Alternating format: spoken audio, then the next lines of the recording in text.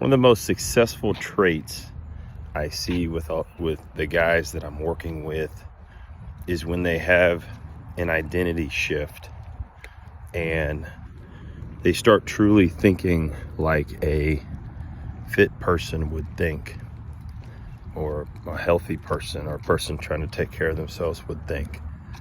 And that's something that I just wanted to share today, which is really, you have to have an identity shift. You have to start thinking and viewing yourself genuinely as a healthy person.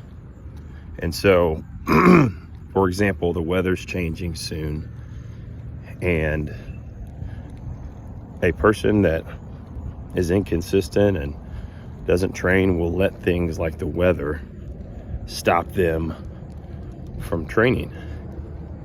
But a person that is healthy and has healthy habits would not. So that's like an identity shift. Like, you have to think about the ways that a healthy person would continue to remain consistent with how they're training. Same thing when it comes to anything. Like, a lot of the barriers can get jumped when you start to change your identity. Think about vacations, another one. A person who doesn't prioritize training right and isn't healthy, or isn't a fit person, would generally take a vacation and not put any thought to what they're doing with their health. But a fit person will plan times to work out.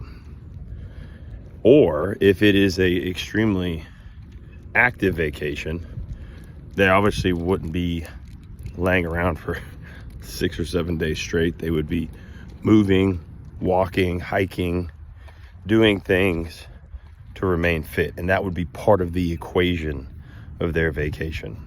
But you can expand this to really any barrier to training, whether it's having kids, crazy work schedules. All of these things can be overcome if you have a new identity. If you think of yourself and start replacing your old identity with a new identity of someone who is active and fit, and how they would think, how they would handle the situation, how they would eat, how they would drink. All of this can be changed with a new identity. So that's something I wanted you to think about today as you guys go through your weeks, is be thinking about an identity shift and how that would affect your daily habits and ways to get to where you're trying to go.